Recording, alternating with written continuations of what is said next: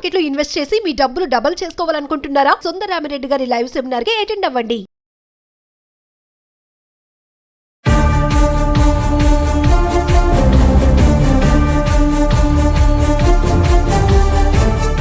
నమస్తే, welcome back to Suman TV. Present మనతో పాటు ఉన్నారు తోడు నీడ ఆర్గనైజేషన్ ఫౌండర్ రాజేశ్వరి మేడం. నమస్తే మ్యామ్. నమస్తే నవీన మేడం, పార్ట్నర్స్, భార్య భర్త రిలేషన్షిప్ అనేది స్ట్రాంగ్ గా ఉండాలి, ఫ్రెండ్లీగా ఉండాలి, కోఆర్డినేషన్ ఉండాలని చెప్తా ఉంటారు. అవును. ఈ మధ్య కాలంలో చూసుకుంటే గొడవలు, చీటికి మాటికి, చిన్న దానికి కూడా కోర్టు మెట్లు ఎక్కేస్తున్నారు, విడాకుల వరకు వెళ్తున్నారు. సరే, విడాకుల వరకు వెళ్ళి ఎవరికి వాళ్ళు విడిపోతున్నారా అంటే అది కూడా కాదు, ఇంకా చివరి స్థాయి అనమాట, ఇంక చంపుకునే వరకు కూడా వెళ్ళిపోతున్నారు. అటు గాని ఇటు గాని. ఎందుకు అంటారు అంటే వివాహ బంధం అనేది ఎందుకు ఇలా బీటలు బారుతుంది అంటే? ఒకప్పుడు వివాహ బంధానికి ఒక పవిత్రత ఉండేది. అంటే మనం అగ్ని చుట్టూ ప్రదక్షిణం చేశాము, ధర్మేచ అర్ధేచ కామేచ మోక్షేచ నాతి చరామి అని మనం ప్రమాణం చేశాము. ఫ్రెండ్సెస్ ఎన్ని ఉన్నా ఆడది ఓర్పుతో భరించాలన్నారు. అది కరెక్ట్ అవునో కాదో కానీ అలా భరించారు ఆడవాళ్ళు కూడా. 4 గోళ్ల మధ్యనే ఉన్నారు తప్ప వాళ్ళు రోడ్డు మీదకి రాలా. ఇప్పుడు మనకు ఒక ఆప్షన్ వచ్చింది, డైవర్స్ అనేది. ఇంకొక ఆప్షన్ వచ్చింది, మళ్ళీ పెళ్లి అనేది. డైవర్స్ ఇచ్చుకోవచ్చు, మళ్ళీ పెళ్లి చేసుకోవచ్చు. సో ప్రతి చిన్న విషయానికి కోర్టు దాకా వెళ్ళిపోతున్నారు. ఎందుకు డైవర్స్? అసలు చిన్న విషయం సర్దుకుంటే పోలేదా? ఆయన లేటుగా వచ్చాడు, డైవర్స్ అంటే 2-3 సార్లు లేటుగా వస్తే ఎన్నిసార్లు భరిస్తానండి? డైవర్స్. సినిమా తీసుకెళ్ళా, డైవర్స్.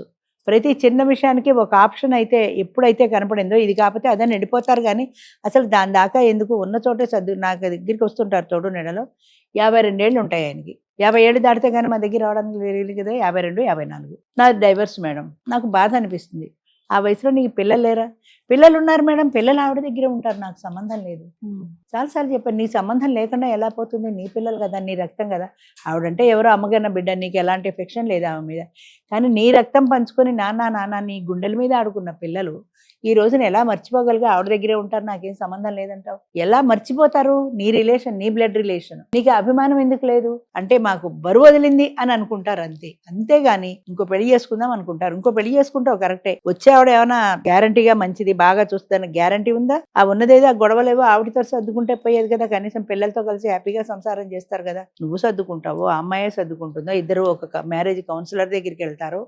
అడ్జస్ట్ అవటం, అడ్జస్ట్మెంట్ అన్నది లేదమ్మా. అసలు ఆడవాళ్ళకి లేదు, మగవాళ్ళకి లేదు. అంటే ఎవరు తగ్గట్లేదు, ఎవ్వరు తగ్గరు. నువ్వు తవలపాకుతో నువ్వోటంటే తలుపు చెక్కతో నేరండి అంట అన్నట్టు తయారయ్యారు.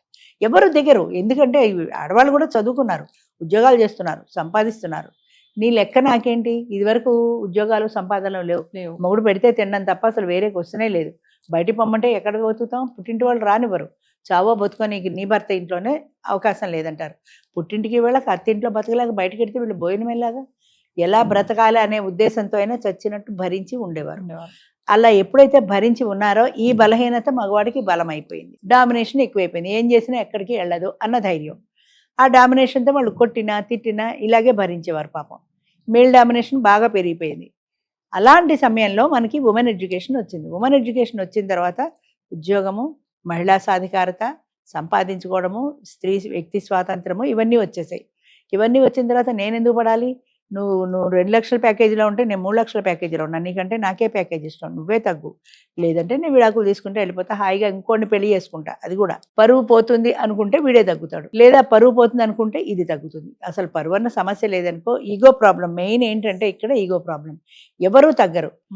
ఆయన ఏదో కోపంలో వచ్చే విసుక్కున్నాడు, ఆఫీస్ నుంచి విసుగులో వచ్చాడు, ఏదో విసుగులో ఉన్నాడు, విసుక్కున్నాడు అని ఒక్క క్షణమే ఇవిడ తగ్గచ్చు కదా. ఎందుకు తగ్గాలి? నేను ఆయనకైనా విసుగు, నేను ఆఫీస్ నుంచి వచ్చాను, నాకు లేదా విసుగు అని ఈవిడ అనుకుంటుంది. ఆయన విసిగిసి ఇచ్చాడు, ఈవిడ విసిగి వచ్చింది. నాకు వండే ఓపి లేదు, బయటకు వెళ్ళి తిందామంది. బయటకు వెళ్ళి ఎందుకు తినాలి? నేను బయట తిన్నాను, ఇంట్లోనే ఉండు అంటాడు ఆయన. నేను ఇంట్లో వండలేనంటది. చిన్న విషయం. ఆయన ఎందుకో సర్దుకొని బయటకు వెళ్ళినా పోయే. లేదా ఆయన వండమన్నాడు కదా అని ఓపీ చేసుకుని ఏదో ఒక కూరనే చేసి వాటికి ఒక కూర చేశానండి కాస్త సర్దుకోండి అని కన్విన్సింగ్గా మాట్లాడినా పోయే. నేనెందుకు సర్దుకోవాలంటే నేనెందుకు సర్దుకోవాలి? ఫలితంగా మిగతాది ఏంటంటే డైవర్స్, మ్యూచువల్ అండర్స్టాండింగ్తో డైవర్స్. కాదంటే ఇంకా కోర్టులో కేసులు సంవత్సరాలు పడతాయి కాబట్టి ఇద్దరు సంతకాలు పెట్టేస్తారు. మ్యూచువల్ అండర్స్టాండింగ్లో సంవత్సరం లోపల విడాకులు వచ్చేసాయి, వెళ్ళిపోయారు. ఆవిడ ఇంకో పెళ్లి చేసుకుంటుంది, ఆయన ఇంకో పెళ్లి చేసుకుంటాడు. చేసుకున్నావు బాగానే ఉంది. నీకు కోపం వచ్చినప్పుడల్లా నీ రెండో మొగుడు మొదటి మొగుడు గురించి తలుచుకొని నిన్ను షట్టుతాడు కదా. అప్పుడు అలాగే చేసావా, ఇప్పుడు ఇలాగే చేసావా అని అది కంపేర్ చేస్తాడు వద్దన్నా. అలాగే ఈయన భార్య కూడా రెండో పెళ్లి చేసుకున్నాడు. ఈ రెండో పెళ్ళం అస్తమానం మొదటి పెళ్ళం గురించి తలుచుకుంటూనే ఉంటుంది అది. ఎందుకంటే నా మొగుడికి అది ముందు పెళ్ళం కాబట్టి అది దీని దృష్టిలో శత్రువు. సంబంధాలు లేవు, అయినా సరే దానికి అనుమానం, వాడు ఏమన్నా పెళ్ళంతో మాట్లాడుతున్నాడేమో అని. ఈ ఎక్కలేని పేచీలు, నరకం, జీవితాన్ని నరకం చేసుకుంటున్నారు. ఎందుకంటే మొదటి వాళ్ళతోటే సర్దుకుంటే పోతుంది అనే ఆలోచన ఎవరికీ లేదమ్మా, ఆడదానికి లేదు, మగాడికి లేదు. ఇంకా కొంచెం చూస్తే మేడం కొన్ని చట్టాలు కూడా ఈ మహిళలకి, అవును, ఇక మన గురించి మాట్లాడుకుందాం, మహిళలకి అనుగుణంగా కూడా కొన్ని చట్టాలు వచ్చేస్తున్నాయి. దారుణంగా ఏంటంటే భార్య పర్సనల్ దాంట్లోకి భర్త వెళ్ళకూడదు, ఇన్వాల్వ్ అవ్వకూడదు, అని మొబైల్ కూడా చూడకూడదు అవును, అనేసి చట్టాలు కూడా కొన్ని వస్తున్నాయి. వాటిని కూడా అనుగుణంగా ఈ మహిళలు కూడా వాటిని వినియోగించుకొని హస్బెండ్స్ కూడా ఇబ్బంది పెడుతున్నారు అనేది కూడా న్యూస్ చాలానే చూస్తున్నాం. అవును. అది నిజం కరెక్టే అంటారా? చట్టాలు అలా చాలా వస్తున్నాయి వరకు అంటారా? కరెక్టేనమ్మా. ఎందుకంటే ఒకప్పుడు మహిళలు చాలా బాధపడ్డారు, పురుషాహంకారంతో వాళ్ళు అట్టడుగు అణగారిపోయారు, వాళ్ళ వాయిస్ పైకి వినపడే అవకాశం లేదు. కాబట్టి మహిళలకి కాస్త వాళ్ళకు కూడా అవకాశం ఇవ్వాలనే ఉద్దేశంతో మహిళలకు అనుకూలంగా కొన్ని చట్టాలు వచ్చాయి. ఇప్పుడు 2005 యాక్ట్ ఉంది, మెయింటెనెన్స్ యాక్ట్. అదేంటది? భర్త హింసిస్తున్నాడు, డొమెస్టిక్ వైలెన్స్, అది 2005 డొమెస్టిక్ వైలెన్స్. ఈ డొమెస్టిక్ వైలెన్స్ కేసు ఏ స్త్రీ అయినా నా భర్త నన్ను హెరాస్ చేస్తున్నాడు, కొడుతున్నాడు, తిడుతున్నాడు అని పెట్టచ్చు. కానీ అందులో ఉన్నటువంటి ఈ లొసుగును అవకాశంగా తీసుకొని ఓ చిన్న దెబ్బేసినా డొమెస్టిక్ వైలెన్సే, వాడు తిట్టినా అన్నింటికీ డొమెస్టిక్ వైలెన్స్ బాగా ఈజీగా దొరికింది అని పెట్టేయడం కేసు వాడి మీద. అత్త, ఆడపిల్లలు, వరకట్నం, ఇదొకటి. వాడు ఏ కారణం వల్ల తిట్టినా వరకట్నం తెమ్మని హింసించాడు, గృహహింస. అంతే. గృహహింస చట్టం, వరకట్నం. నన్ను మళ్ళీ వరకట్నం, అదనపు కట్నం తెమ్మని హింసిస్తున్నాడు. దాన్ని ప్రూవ్ చేసుకోవాలి కరెక్ట్, కానీ ప్రూవ్ చేస్తారో చస్తారో తెలియదు. కానీ ఎక్కడో వాడు తిట్టిన దానికి నువ్వు వరకట్నం కేసు పెట్టడానికి సంబంధం ఏంటి? వరకట్నం అంటే తేలిగ్గా వాడు కేసు బలంగా ఉంటుంది కాబట్టి. అందుకని ఇలాంటి కేసుల్లో మగవాళ్ళని ఇరికించేటువంటి ఆడవాళ్ళు కూడా లేకపోలేదు. అందరూ అలా అని అంటలేదు, కొంతమంది ఆడవాళ్ళు. బెంగళూరులో ఒక కేసు జరిగింది, నాకు సంబంధించిన కేసే.